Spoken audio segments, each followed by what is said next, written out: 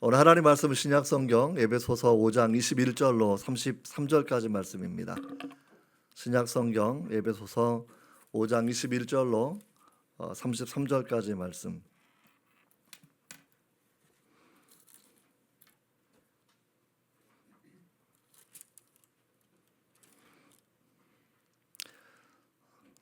우리 천천히 같이 읽도록 하겠습니다. 그리스도를 경외함으로 피차 복종하라. 아내들이여 자기 남편에게 복종하기를 주께 하듯 하라.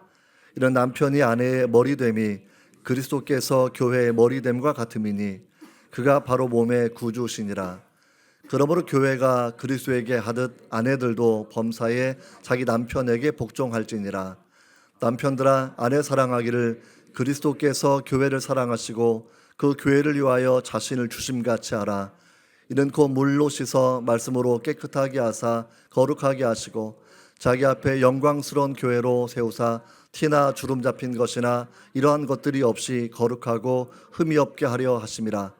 이와 같이 남편들도 자기 아내 사랑하기를 자기 자신과 같이 할지니 자기 아내를 사랑하는 자는 자기를 사랑하는 것이라. 누구든지 언제나 자기 육체를 미워하지 않고 오직 양육하여 보호하기를 그리스도께서 교회에게 함과 같이 하나니 우리는 그 몸의 지체임이라. 그러므로 사람이 부모를 떠나 그 아내와 합하여 그 둘이 한 육체가 될지니 이 비밀이 크도다. 나는 그리스도와 교회에 대하여 말하노라. 그러나 너희도 각각 자기 아내 사랑하기를 자신과 같이 하고 아내도 자기 남편을 존경하라. 아멘. 하나님의 말씀입니다. 기도하겠습니다. 하나님 아버지 감사합니다. 오늘도 이 말씀을 대합니다. 주의 성령께서 각 성도의 마음과 가정 가운데 이 말씀을 비추어 주시고 말씀을 통하여 주님 원하시는 올바른 가정 되게 하시고 행복한 가정 되게 하시고 주 예수의 사랑이 넘치는 가정 될 수 있도록 은혜를 더하여 주옵소서. 주의 성령님 우리 마음 가운데 감동으로 말씀해 주시기 원합니다. 말씀을 깨닫고 영의 양식되며 기도의 제목 될 수 있도록 도와주시옵소서. 예수님의 이름으로 기도합니다. 아멘. 아멘.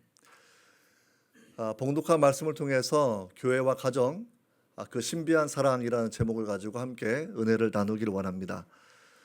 교회와 가정 하나님 만드신 제도입니다. 가정은 사람이 출생하면 저절로 가정에 속하게 됩니다. 자녀를 낳고 가정을 이루고 또 교회는 신자들이 모임 거듭난 하나님의 자녀가 영적으로 거듭나게 되면 또 속하는 공동체가 우리는 교회다 이렇게 생각하게 됩니다. 현대 사회를 바라보면 가정도 많은 문제가 있고 또 교회도 많은 문제가 있어서 하나님이 정하셨던 아름다운 가정의 모습과 그리고 정말 존귀하고 영광스러운 교회의 모습에서 벗어난 그런 부분들도 많이 있는 것들을 바라보고 오늘 말씀을 통해서 하나님이 무엇을 말씀하시는지 우리가 본문을 통해서 함께 생각해 보기를 원합니다. 아내들에게 주시는 메시지가 있고 남편들에게 주시는 메시지가 있어요. 말씀을 보면서 저도 이제 결혼 28주년인데 저보다 더 오래 결혼 생활 잘하고 계시는 그런 분들도 있고 또 결혼하지 않은 우리 젊은 형제 자매들도 있으니까 결혼하지 않은 분들은 우리가 어떠한 가정을 이루어야 될 것인가라는 부분을 기도하고 또 생각하는 시간이 되면 좋겠고요. 또 결혼하신 분들은 내가 정말 아름다운 가정, 주님이 원하시는 가정을 내가 이루고 살아가고 있는지 혹은 어떠한 문제가 있는지를 돌이켜보는 또 시간 되기를 원하고 이런 내용을 통해서 또 주님이 원하시는 교회의 모습까지 우리가 오늘 말씀을 통해서 함께 생각해 보기를 원합니다.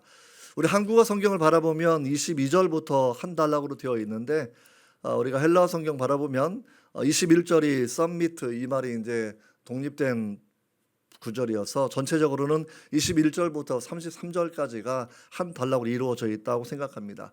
신약 성경에서는 결혼에 대해서 가장 긴 본문이고 이 말씀을 통해서 보통 가정의 날이나 또는 결혼 주례할 때도 여기에 속해 있는 그런 말씀을 가지고 우리가 말씀을 전할 때가 많이 있다라는 거죠.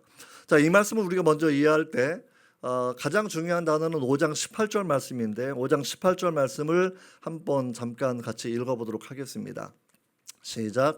술 취하지 말라. 이는 방탕한 것이니 오직 성령으로 충만함을 받아라. 그래서 성령으로 충만함을 받아서 교회가 어떻게 변화되어야 되는지를 19절, 21절까지 쭉 설명하고 있고요. 21절 말씀을 받으면서 모든 성도에게는 공통적인 의무사항이 존재합니다. 그리스도를 경외함으로 피차 복종하라라는 말씀이죠. 한번 따라해 보시겠습니다. 그리스도를 경외함으로 피차 복종하라. 이 큰 말씀 위에서 우리가 아내가 해야 될 일들, 남편이 해야 될 일들, 이걸 통해서 결혼의 의미까지 우리 오늘 본문에서 설명을 그렇게 하고 있거든요. 우리가 그 내용을 하나씩 살펴보면 정말 좋을 것 같아요. 이 현대 사회를 바라보면 제가 서로 말씀을 드렸습니다만 참 많은 국가들, 많은 사회에서 가정이 해체되어 가고 있고, 또 교회가 예전만큼 빛과 소금의 역할을 감당하지 못하고 교회도 많이 경건함을 잃어가고 있고 말씀을 일탈해가는 그런 모습들을 바라보게 되면서 우리가 되게 마음이 많이 아프지 않습니까? 하나님이 가정을 만드셨는데 우리는 창세기를 쭉 바라보면서 가정의 역기능들을 참 많이 바라봅니다. 믿음의 조상이었던 아브람, 이삭, 야곱, 믿음의 조상으로 존중받는 그런 분들이지만 그 가정에도 역기능이 많이 있었다라는 것이죠. 그래서 우리가 특별히 야곱을 보면 정말 12 자녀가 아들이 있었는데 서로 편애가 있고 서로 갈등하고 하다가 요셉을 또 종으로 파는 그런 일들도 여러분 있지 않았습니까? 이런 내용 바라보면서 믿음의 조상의 가정에도 역기능이 있었는데 잘못된 부분, 역기능이 있었다고 해서 하나님의 뜻이 중단되지는 않습니다. 약한 것들을 또 통해서 하나님이 선하게 이루어 가실 그 은혜를 우리가 살펴보게 되는데요. 우리가 오늘 말씀 바라보면서 저 자신도 말씀을 준비하고 오늘 본문은 나한테 주시는 메시지야 생각하고 남편으로 내가 어떻게 살아왔는지 돌이켜보는 시간들을 말씀을 준비하면 쭉 가져왔고요. 그래서 아내들 얘기할 때 남편들은 고소하다 반성 좀 해 이런 생각하지 마시고, 또 남편들아 메시지 하게 되면 거봐 얘기하면서 또 그렇게 하지 마시고, 일단은 내게 주시는 메시지로 하나님이 어떠한 결혼관을 말씀하셨는지 하나씩 우리가 조명을 그렇게 해보면 좋을 것 같습니다. 정말 가정을 사랑하기 때문에 주님께서 이 긴 말씀을 바울을 통해서 주셨다고 생각을 합니다. 제일 첫 번째, 아내들에게 주시는 그러한 교훈이에요. 22절부터 23절까지 24절까지 말씀인데 아내들한테는 좀 짧은 말씀을 주고 계십니다. 남편들은 길어요. 그러니까 아내들에게는 상당히 적용이 쉬운 부분이 있는데요. 같이 22절부터 24절까지 같이 한번 읽어보도록 하겠습니다. 시작. 아내들이여 자기 남편에게 복종하기를 주께 하듯 하라. 이는 남편이 아내의 머리 됨이 그리스도께서 교회의 머리 됨과 같음이니 그가 바로 몸의 구주시니라. 그러므로 교회가 그리스도에게 하듯 아내들도 범사에 자기 남편에게 복종할지니라. 이 말씀 읽으면 우리 남자 형제님들은 마음에 평안이 올 거예요. 거봐, 복종해야지. 복종이 2번이 반복되고 있는데 그것도 주님을 대하듯 나를 대해야 되지 않겠어 하면서 이제 어깨도 펴시고 역시 하나님은 내 편이야 생각하고 예전에 운동해야 할 때 천군백군 나누어지는 것처럼 아마 그런 마음을 가질 수도 있을 거라고 생각이 듭니다.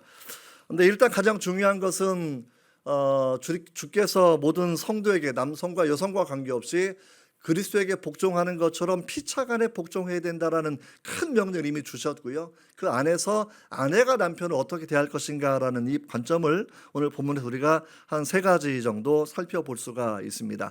어떠한 것을 하든지 기본적으로 당시의 가부장적인 문화를 정당화하는 그런 구조로는 아닙니다.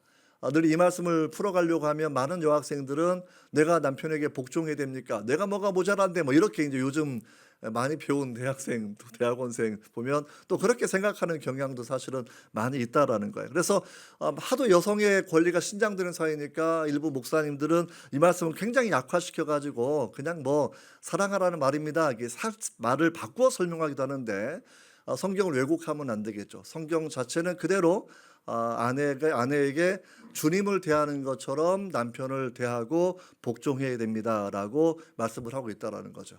그러니까 우리 형제님들은 아멘 하셔야 돼요. 아멘 안 하시는 거는 이미 그런 가정이 이루어졌다고 생각을 하시기 때문이거나 아니면 아예 포기했거나. 근데 아무튼 여러분들이 하나님 말씀을 잘 생각해 보셔야 돼요. 고린도전서 10장 31절을 바라보시면 뭘 생각하든 우리가 어떻게 살아갈 것인가 분명히 말씀이 나와 있습니다. 한번 읽어보겠습니다. 그런즉 너희가 먹든지 마시든지 무엇을 하든지 다 하나님의 영광을 위하여 하라.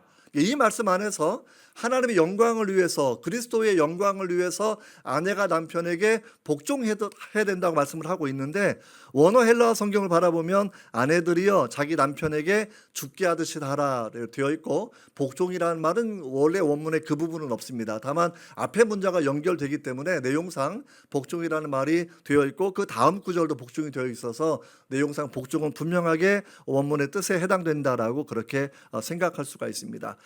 이렇게 복종됨을 이야기하면서 성경은 우리에게 무엇을 설명하고 있냐면, 머리됨이라는 아주 독특한 단어를 쓰고 있다라는 거예요. 머리됨. 그러니까 남편에게 머리됨의 권세가 있다라는 말씀을 하고 있고, 그 내용 가운데서 아내가 남편에게 복종해야 된다라고 그렇게 말씀을 하고 있다라는 겁니다. 머리됨의 의미는 우리가 그 케펠레라는 그런 단어를 쓰고 있는데, 실제 머리라는 그런 의미예요. 몸이 있고 머리가 있습니다. 그러니까 머리됨의 의미는 어떤 권위를 의미하기도 하고, 그리고 리더십을 의미하기도 하고, 그런 부분이죠. 일상적인 사회를 살아가면서 우리는 축구팀 코치가 여러 명 있겠지만 감독은 한 명이어야 됩니다. 야구팀 감독도 한 명이어야 됩니다. 대통령도 한 명이어야 돼요. 그러니까 리더십이 두 개가 딱 있으면 머리가 둘인 아주 좀 기괴한 상태를 생각해 보시면 돼요. 가슴 아픈 의학적 사례들 우리가 샴 쌍둥이 생각해 보시면 되겠죠. 머리가 둘이고 몸이 하나이면 이게 사실은 정상적인 삶을 살 수가 없다라는 겁니다. 선수들이 열심히 운동하고 준비하고 있는데 감독이 두 명이면 누구 말을 들어야 되겠습니까? 대통령이 둘이면 누구 이야기를 들어야 되겠습니까? 사실 우리 모든 조직사회에서 단순한 원리거든요. 머리는 하나이어야 되고, 그 머리를 통해서 통치가 이루어지고 또는 질서가 이루어지고 있어서 성경은 하나님께서 말씀하시는 것이 이것이 창조의 질서를 우리에게 설명해 주고 있는 거라는 거예요. 그래서 이 머리됨의 그런 의미를 바라보면서 우리에게 설명하는 것이 남성에게 여성이 군림하거나 횡포를 부리거나 폭력을 휘두르거나 이런 것들을 정당화하는 그런 구절은 아닙니다. 창조의 질서 가운데 남성이 먼저 창조되었고, 여성은 남성의 갈빗대를 뽑아서 하나님 만드셨기 때문에 이 케펠레라는 단어가 머리됨 혹은 기원, 이런 출처를 이야기해 주면서 먼저 아담이 창조되었고 하와는 아담을 돕는 배필로 하나님이 준비하셨다라고 우리에게 그렇게 설명해 주고 있다라는 거죠. 자, 이런 맥락 가운데서 우리가 아담과 하와의 내용을 좀 더 생각해 보시면 좋을 것 같아요. 도대체 아담 할아버지와 하와 할머니가 뭘 잘못했길래 이렇게 인류에게 엄청난 고통이 오게 된 것일까라고 먼저 좀 생각해 보시면 좋을 것 같습니다. 창세기 2장에 이 부분이 나와 있는데, 그 동물들을 많이 창조하셨고 동물의 이름을 아담이 막 지어요. 주권적 권세를 이야기하는 그런 내용입니다. 근데 동물들을 통해서는 아담을 돕는 배필은 없습니다. 그래서 돕는 배필이 없었기 때문에 하나님이 이제 아담을 잠들게 하고 이제 하와를 만들게 되는 거거든요. 창세기 2장 22절 23절 말씀인데 우리 한번 같이 그 상황을 처음에 좀 같이 읽어보기를 원합니다. 시작. 여호와 하나님이 아담에게 취하신 그 갈빗대로 여자를 만드시고 그를 아담에게로 이끌어 오시니 아담이 이르되 이는 내 뼈 중에 뼈요 살 중에 살이라. 이것을 남자에게서 취하였은즉 여자라고 부르리라. 이게 살 중에 살이고 뼈 중에 뼈라고 그렇게 고백을 하고 있는 거죠. 이게 가장 성경적인 그런 고백이에요. 근데 이런 말씀을 통해서 우리가 분명히 생각해야 되는 것은 그러면 어떠한 의미냐면, 기본적으로 여자가 남편의 리더십을 인정해주고 기원을 인정해주고 머리됨을 인정해준다고 하면 모든 것들을 함께 의논하고 결정적인 권한을 물어보며 살아야 되는 거거든요. 가령 뱀이 유혹했을 때에도 정말 먹음직하고 보암직하고 정말 좋은 열매가 있지 않았습니까? 그걸 먹으라고 얘기하면 집에 돌아와서 먹으라 그러는데 먹어도 될까요? 한번 물어봤어야 된다라는 거죠. 원죄라는 것을 이렇게 남자와 여자 관계로 생각해 본다고 하면 하와가 아담의 리더십을 전혀 인정하지 아니하고 머리됨을 인정하지 아니하고 혼자 자기가 독단적으로 생각하고 독단적으로 결정하고 먼저 행동한 것이 죄의 시작이었다라는 부분을 우리에게 본문은 설명해 주고 있다라는 겁니다. 이게 머리라고 하면 몸하고 연결 구조가 있잖아요. 그러니까 머리가 지시를 하면 손을 움직이고 들고, 자, 손 한번 올려보세요. 할렐루야, 손 올려보세요. 자, 이게 머리가 지시하고 손이 올라가는 거예요. 내려보세요. 어린아이 나와보면 아시겠지만 어린아이가 머리에 통제가 안 따르는 신체가 성장 기간이 있어요. 그러니까 어릴 때 포대기를 꼭꼭 싸가지고 눕혀놓기도 하고, 왜냐하면 가만히 누워놓으면 갑자기 자다가 손이 막 움직여가지고 자기가 놀라서 막 자지러지게 막 울고 있지 않습니까? 머리에 통제를 받지 않고 몸이 움직이는 걸 우리 뭐라고 이야기하냐면, 약간 듣기 좋은 말은 아닌데 발작이라는 말로 이야기합니다. 내가 통제하지 못하는 몸의 현상이라는 거거든요. 그러니까 만약에 아내가 남편의 머리됨을 인정하지 않고 독단적으로 무언가 결정해서 일을 진행하는 것, 하와가 그렇게 해서 범죄가 시작이 된 것인데, 그렇게 되면 사실은 성경적 의미에서는 머리됨을 무시했기 때문에 일종의 발작처럼 생기는 현상이고, 이 발작이 사실은 많은 가정에 어려움을 가지고 오는 일들 중에 하나다라고 성경은 우리에게 설명해 주고 있습니다. 갈빗대로 만들었다고 해서 여성을 남성보다 열등하게 만들었다, 못하게 만들었다라고 성경은 말하지 않습니다. 남편을 보완할 수 있는 부분으로 만들었다라는 거죠. 그래서 이걸 우리 바라보면서 머리됨, 이 부분이 남성이 더 탁월하다는 의미가 아니라, 하와를 지었을 때 우리가 히브리어를 바라보면 돕는 배필, 이게 에제르라는 단어, 에제르. 한번 따라해 보실래요? 에제르. 이게 에제르가 이제 성경에서 사무엘 상에서 어떻게 쓰이냐면 에벤에셀, 이 말씀으로 쓰여요. 사무엘 선지자가 에벤에셀, 여기까지 우리를 도와주셨던 하나님의 은혜를 기억할 때에 에벤에셀 이렇게 이야기하고 있거든요. 하나님께서 하와를 아담과 다르게 창조하셨지만 아담보다 못하게 창조하신 것이 아니라, 에제르는 아담과 필적할 만한 능력과 지혜가 있는 존재라는 그런 의미입니다. 그래서 우리가 인생을 살아보면 아시겠지만, 여성과 남성, 결코 여성이 신체는 좀 평균은 작지만 여성이 남성보다 못하지 않습니다. 지난주에도 지지난주에도 입학 면접을 계속하고 있는데, 같은 신입생들인데 대체적으로는요, 말은 여자가 더 잘합니다. 더 논리적이고요, 설명도 잘하고요. 그래서 이게 조금 더 어떤 언어적 그 능력이 여성이 좀 더 탁월한 게 있다고 저는 생각을 하고, 그리고 되게 분석적인 면도 상당히 많이 있다라는 그런 부분, 그 장점들을 우리가 분명히 알고 있다라는 거죠.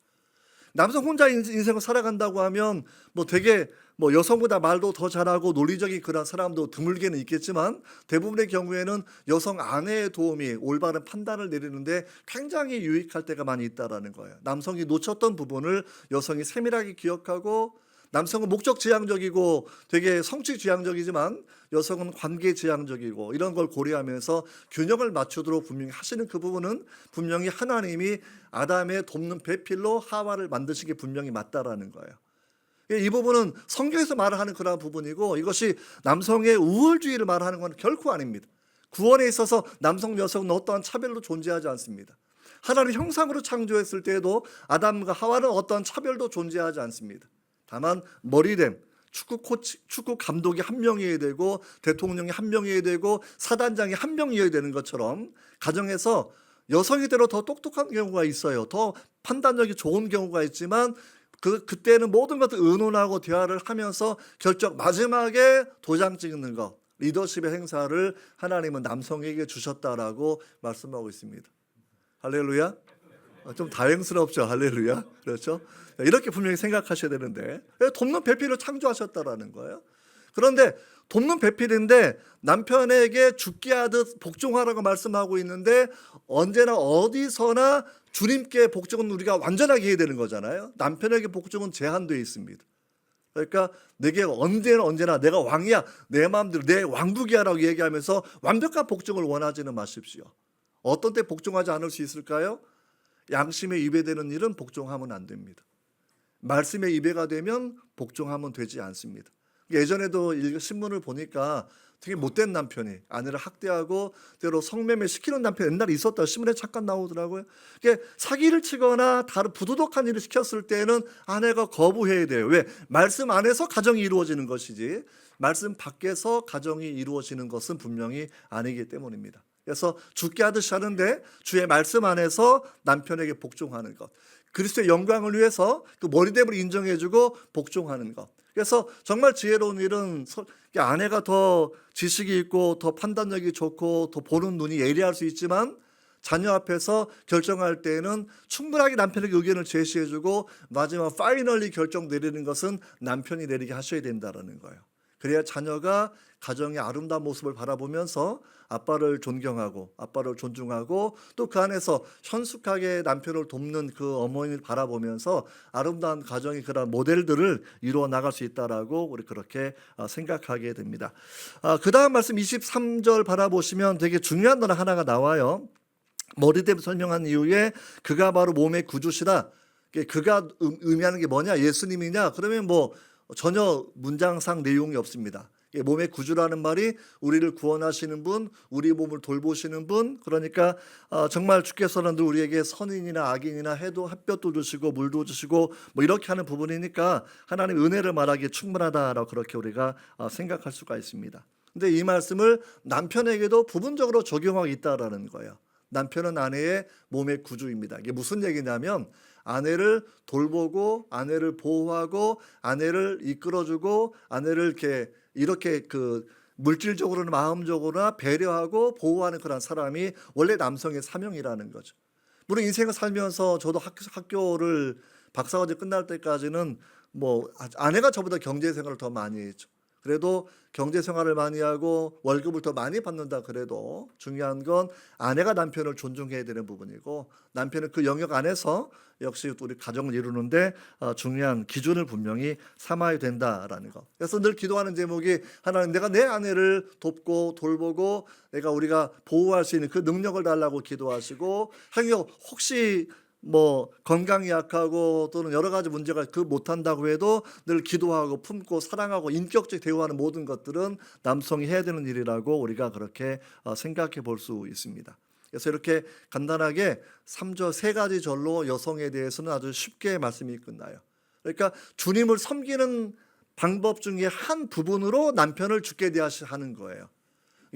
남편이 예수님이다 이런 게 아니라 예수님을 섬기는 방법의 한 부분으로 자기 그 남편을 복종하고 존경한다라는 그런 말씀 우리가 그렇게 생각해 볼 수가 있습니다. 그래서 이제 아내들에게 주는 교훈은 간단하게 끝이 나고요. 남성들 긴장하셔야 됩니다. 25절부터 무려 30절까지 길게 되어 있어요. 한번 같이 읽어보도록 하겠습니다. 시작. 남편들아 아내 사랑하기를 그리스도께서 교회를 사랑하시고 그 교회를 위하여 자신을 주심같이 하라. 이는 곧 물로 씻어 말씀으로 깨끗하게 하사 거룩하게 하시고 자기 앞에 영광스러운 교회로 세우사 티나 주름 잡힌 것이나 이러한 것들이 없이 거룩하고 흠이 없게 하려 하심이라. 이와 같이 남편들도 자기 아내 사랑하기를 자기 자신과 같이 할지니 자기 아내를 사랑하는 자는 자기를 사랑하는 것이다.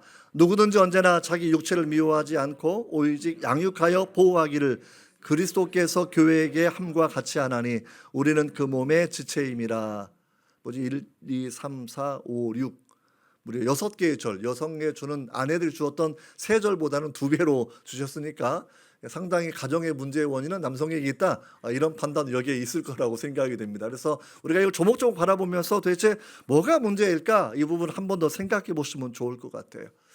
똑같이 남성들도 성령 충만함을 받아라 이 말씀 안에서 피차 복종하는 가운데 여기에 더해진 것이 남성에게는 책임 플러스 사랑이 더해진다라는 거예요.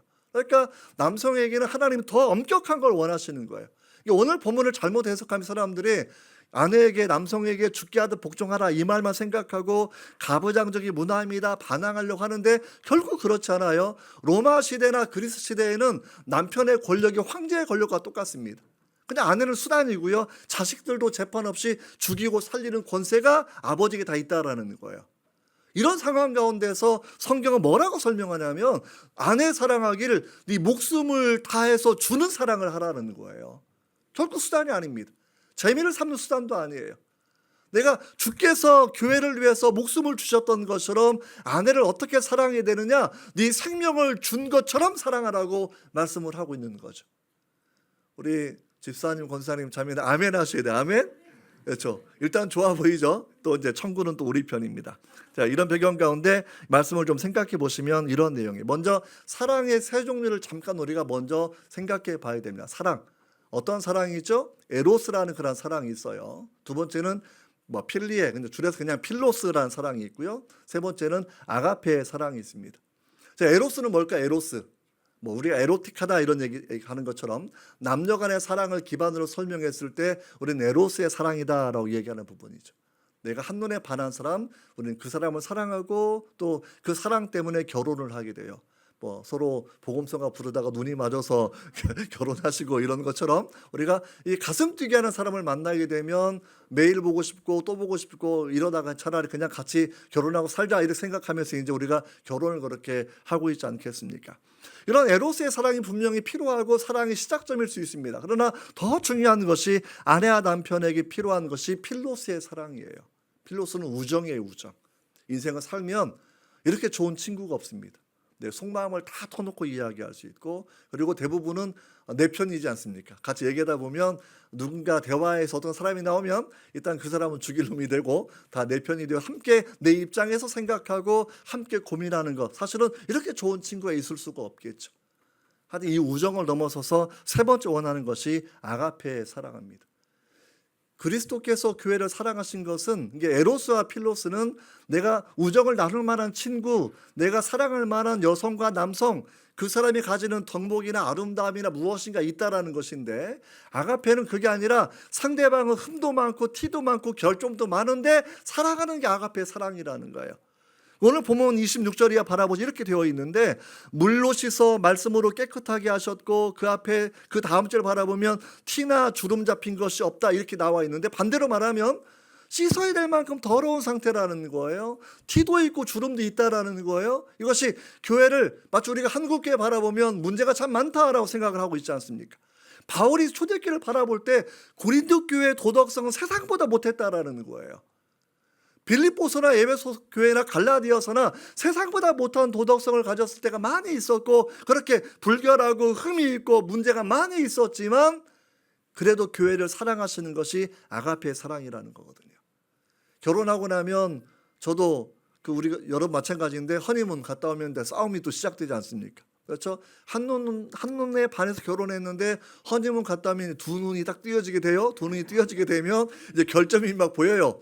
데이트할 때는 그렇게 좋은 것만 다 보였는데 늘 깨끗한 옷 입고 멋진 옷 입고 아름다운 옷 입고 대화도 굉장히 교양있게 가려서 막 하잖아요. 하는데 결혼을 딱 하고 신혼여행 갔다 오면 자기 본성이 막 나오기 시작을 하는 겁니다. 뭐 수사자의 본성이 나오게 하고 뭐 또는 이래서 이제 가정에 시끌시끌한 부분이 생겨나는 거죠, 기본적으로. 근데 우리가 꼭 이 부분을 기억해야 됩니다. 결혼 관계에서 늘 좋은 점만 보고 살아가는 것은 아닙니다.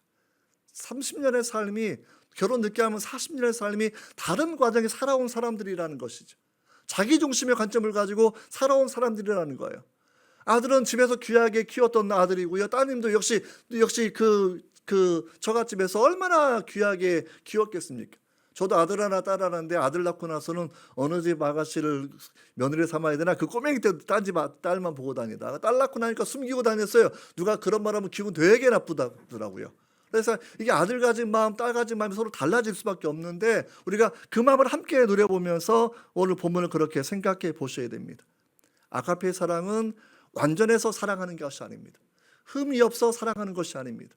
정말 반할만 하고 멋진 것만 있어서 사랑하는 것이 아니라, 정말 그가 때로 죄로 오염되어 있고 때로 인격적인 결점이 있고 때로 많은 문제가 있어도 아가페의 사랑은 그저 한없이 베풀어주는 사랑이라는 것이고, 이 사랑을 주님께서 남편에게 원하시는 겁니다.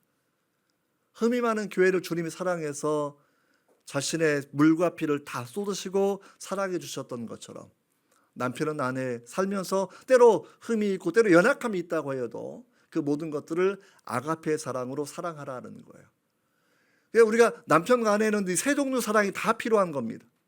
다른 남자 다른 여자에게서 에로스를 느끼면 안 돼요. 자기 남편과 자기 아내에서만 에로스를 느껴야 되는 겁니다.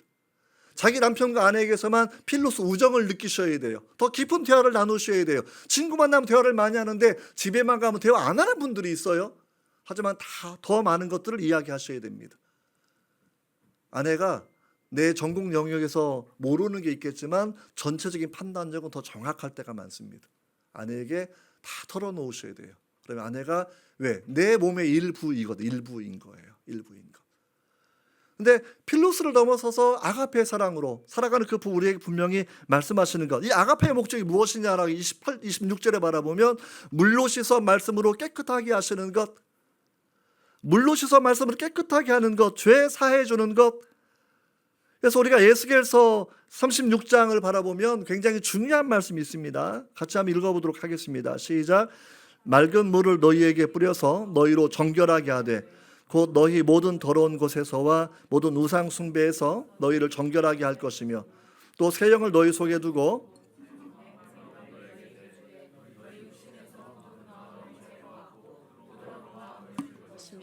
또 내 영을 너희 속에 두어 너희로 내 율례를 행하게 하리니 너희가 내 규례를 지켜 행할지라. 25절 보면 그 말씀의 의미가 잘 설명되어 있죠. 말씀으로 씻어 거룩하게 하시고, 무엇을 거룩하게 하는 죄를 정결하게 하고요.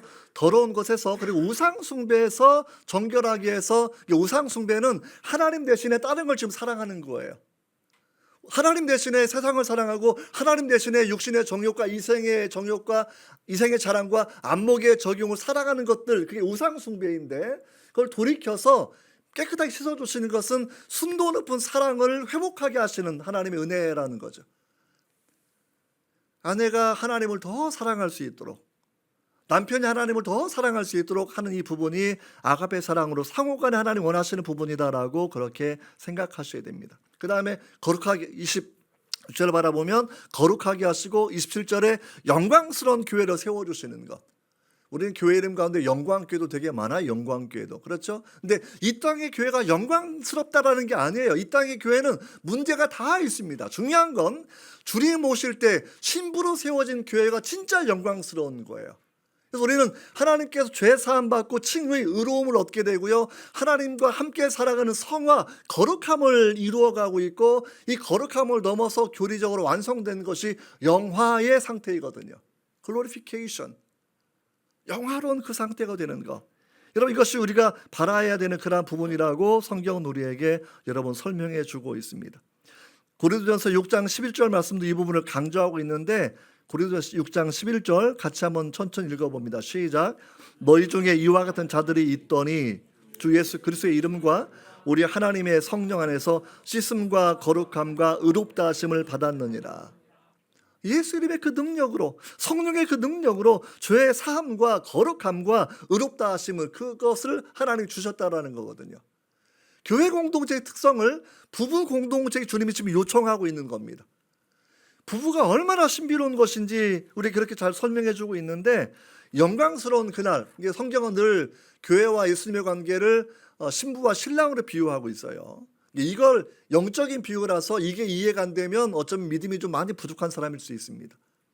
신랑과 신부의 비유가 이게 얼마나 기가 막힌 비유냐면, 잘 아는 동화 중에 신데렐라 아세요? 신데렐라?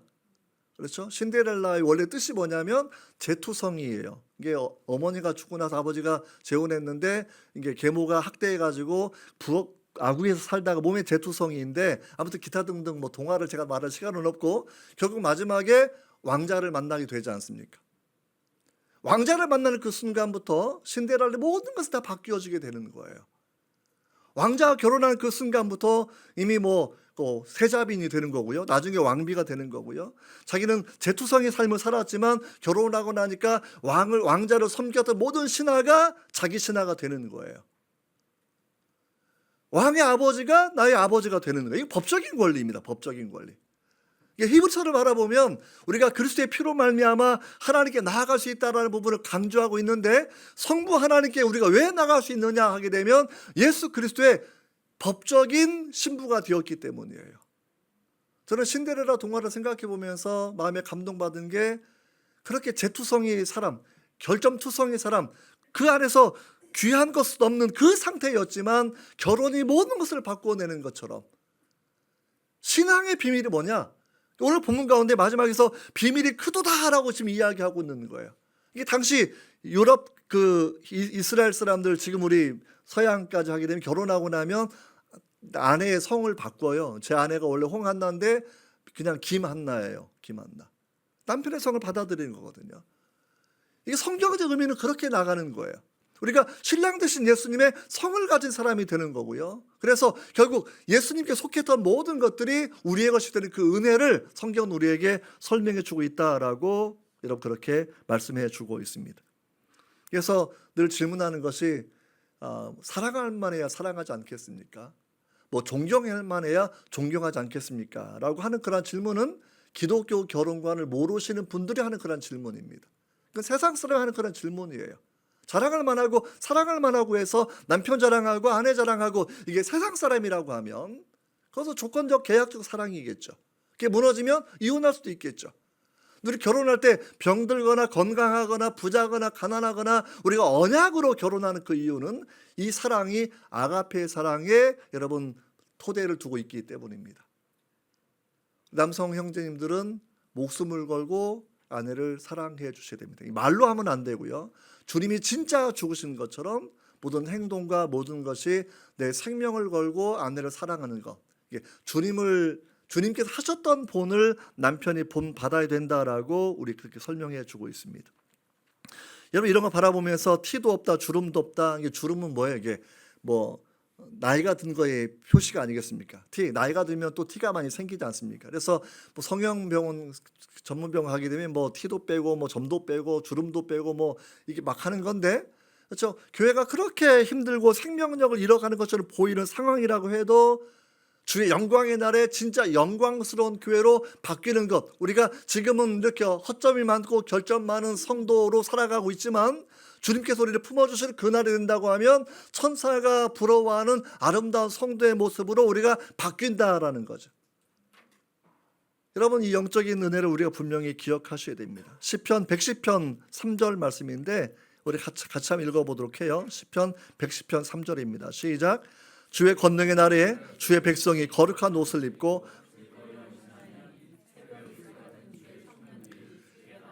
주의 권능의 날에 주님이 오시는 그날에 우리가 영광스러운 교회가 되고 영광스러운 신부가 되는 것, 우리가 이걸 바라보 성경에서 우리가 얼마나 그 영광스러운 영화를 강조하는 정말 몰라요. 이것이 우리의 분명한 소망이고, 그래서 늘 신약성경 마지막에서 사도 요한은 마라나타 기다리는 거죠. 신랑 되신 예수님이 오시는 것. 그러니까 신부들만 예수님의 신랑으로 기다리는 것이 아니라 남성들도 주님을 그렇게 사랑하셔야 돼요. 비유적 표현. 근데 비유적 표현이 마음의 은혜로 다가와야 저는 이게 분명히 중요하다고 생각합니다. 이게 이해가 안 되면 내가 아직까지도 자연적인 수준에서 성경을 대할 수가 있어요. 하지만 늘 성경을 대할 때 진리와 계시의 성령님 그 쓰신 오시면 우리가 마음의 눈이 열어져서 하나님을 알게 되는 거거든요. 마음의 눈이 열려져야 자기 안의 결점이 아니라 생명 위협을 함께 받을 자라는 것을 알게 되는 거거든요. 그래서 세상 사람들은 한눈에 반해서 결혼했다가 두 눈 뜨고 이혼하는 건데, 우리 크리스찬들은 한눈 보고 반했다가 마음의 눈이 열리니까 자기 아내와 자기 남편보다 더 좋은 사람이 아무도 없는 겁니다. 한번 따라해 보실까요? 세상 사람들은 한눈에 반했다가 두 눈 뜨고 이혼하고, 성도들은 한눈에 반했다가 마음의 눈이 열려서 더 사랑하게 된다네.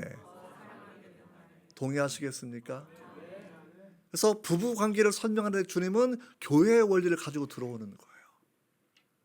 교회를 그렇게 사랑하셔서 생명을 주시는 것. 그러니까 옆구리가 터져서 피가 나왔고, 마치 아담이 잠들게 해서 옆구리 갈빗대를 꺼내서 하와가 생겨난 것처럼 교회는 어디서 생겨났느냐? 주님이 옆구리가 터져서 물과 피가 다 나왔을 때 교회가 생기는 겁니다.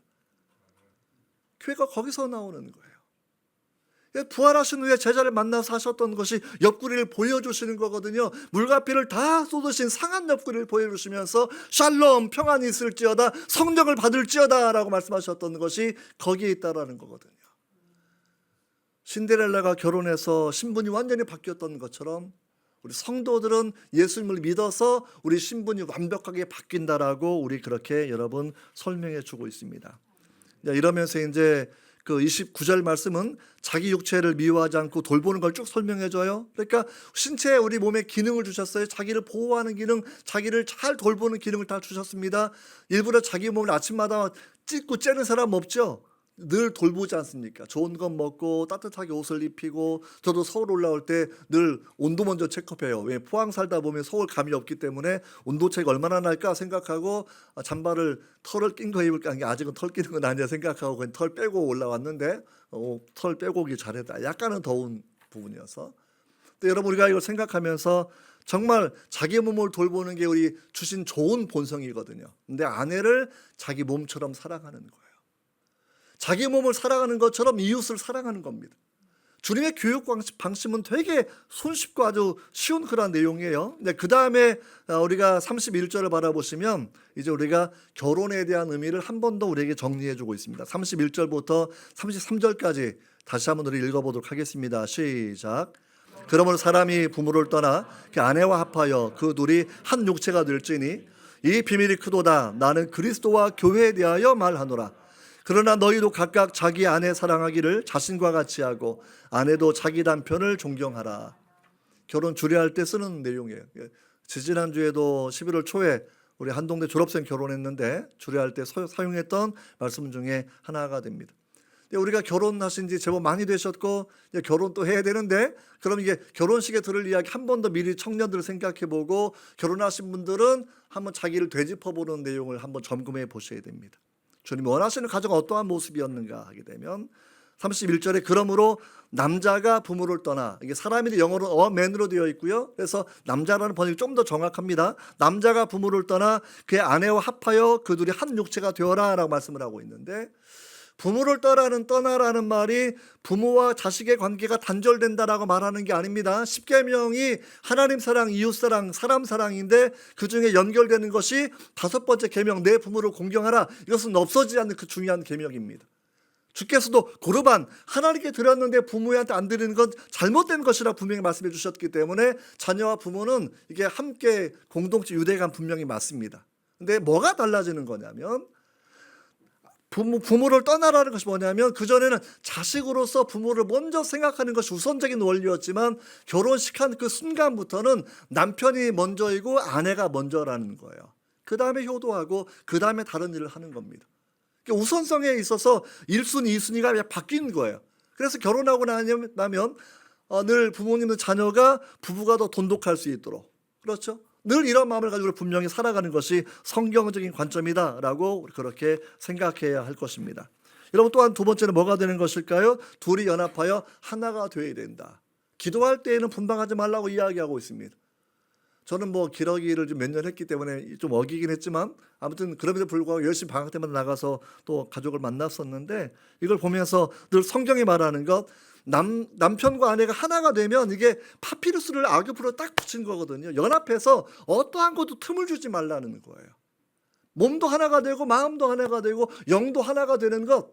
그래서 만약 불협화음이 생겨나고 틈이 생기려고 하면 그걸 이겨내시고 그걸 잘라내시고 그거를 제거해 주셔야 된다고 이야기하고 있어요.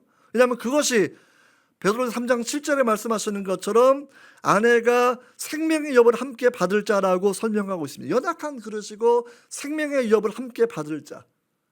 연약하다라는 것이 다시 말하지만 열등하다는 말이 결코 아닙니다. 그렇게 연약하게 지어 놓으셨어요. 하지만 귀하게 지어 놓으셨습니다.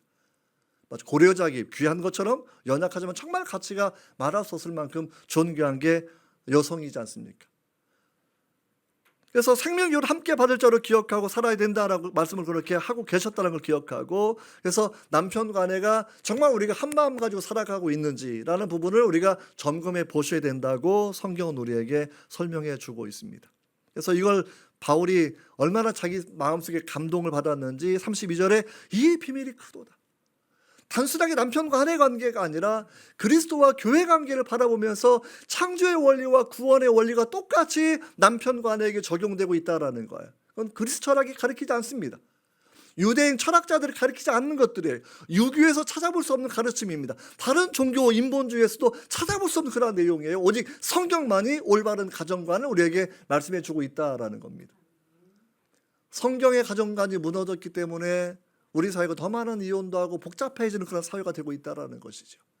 우리가 이걸 바라보면서 우리가 분명히 이 말씀을 생각해 보시고, 정말 주의 아름다운 내용, 요한복음 17장 23절 말씀인데 우리를 부르신 주님의 목적이 여기 분명히 담겨져 있거든요. 요한복음 17장 23절 같이 한번 읽어보도록 하겠습니다. 시작. 곧 내가 그들을 온전함 이루어 나를 사랑하심 같이 그들도 사랑하신 것을 세상으로 알게 하려 함이로소이다. 온전하게 하는 거고요, 아버지가 나를 사랑하신 것처럼 그들도 사랑하는 것. 정말 놀라운 주님의 기도예요. 하나님과 성부 하나님과 성자 하나님 그 관계 가운데 우리를 초청해 주시는 거거든요. 얼마나 쉽게 말하면 성경에서는 그리스도가 하나님의 본체이신데 이게 여자의 머리는 남자고 남자의 머리는 그리스도고 그리스도의 머리는 하나님이다라고 얘기했을 때 무슨 얘기냐면 그리스도가 하나님 본체이신데 하나님께 자발적으로 죽기까지 순종하셨다라는 거예요. 남편이 아내의 머리라 그래서 횡포를 정당하는 것이 아니라 아내가 자발적으로 주님을 섬기는 것처럼 존경하고, 오늘 마지막 구절 말씀 그래서 남편을 존경하라라고 말씀 그렇게 정리해주고 있는 겁니다. 완벽해서가 아니라 신앙의 원리가 그렇다라는 것이고, 이 원리가 가정을 가정답게 만들 수 있고, 이 원리가 교회를 교회답게 만들 수 있다라고 우리에게 그렇게 말씀을 해주고 있습니다. 저는 이걸 바라보면서 어떤 생각이 들었냐면, 이제 마틴 로이드 존스 목사님이 하셨던 좋은 이야기가 있는데, 뭐 교리를 배우면 이게 뭐 보호천사 이게 잘 안 믿는 신학자들이 많거든요. 근데 그분이 그런 논리적 그런 얘기를 해요. 마치 왕과 결혼하면 왕의 모든 군대가 나의 군대가 되는 것처럼, 이게 뭐 함께 부릴 수 있는 이치가 올라가는 거니까. 그리스도를 섬기는 그 많은 천사들이 우리가 예수를 믿고 주의 신부가 된 순간부터 우리를 보호하고 우리를 시종드는 천사들로 그 역할을 감당한다는 거죠. 이걸 보면서 정말 대단한 특권은 결혼에 있는 겁니다. 결혼에 있는 거예요. 우리가 영적인 신데렐라로 저는 그렇게 생각합니다. 예수 믿어서 예수의 권세가 내 권세가 되는 것이고, 천국을 상속받는 자가 우리가 되는 것이고, 다만 이 내용 가운데서 주님은 가정에 아가페를 요청하고 있고, 뭐 에로스는 다 있겠죠. 아가페를 요청하고 있고, 그리고 교회가 가정과 하나가 되는 그 모습. 초대교회는 메가처치가 있는 때가 아니거든요. 몇 가정이 모여서 작은 교회가 되는 이 지역교회들인데, 뭐 가정의 교회고 교회가 꼭 가정이죠. 둘 다 성령 충만해야 됩니다. 둘 다 그리스도를 경외하는 것으로 피차 복종해야 됩니다. 아내가 주께 대하듯 남편을 대하고, 주님이 목숨을 준 것처럼 남편은 아내에게 생명을 주어야 된다라는 것. 이것이 우리 성도님들께 기독교 결혼관으로 다가오기 바라고, 이런 말씀을 통해서 남은 기간 인생을 더 살아가는 날 동안에 더 성경적인 결혼관이 이루어진 가정이 될 수 있도록 우리가 또 기도하고 그렇게 살면 좋겠다 생각합니다. 기도하겠습니다. 거룩하신 하나님 아버지, 그리스도와 교회의 사랑을 통해서 신랑과 신부, 남편과 아내의 역할과 책임과 사랑을 배우게 해주셔서 주님 감사합니다. 주께서 교회를 사랑해서 피를 흘려주셨던 것처럼 남편 아내를 사랑하여서 생명을 걸게 하시고, 아내가 말씀으로 교회가 그리스도를 순종하고 복종하는 것처럼, 또한 아내가 남편의 머리됨을 인정하고 존중하고 복종하고 존경할 수 있도록 하나님 그런 가정 될 수 있도록 도와주시옵소서. 예수님의 이름으로 기도합니다. 아멘.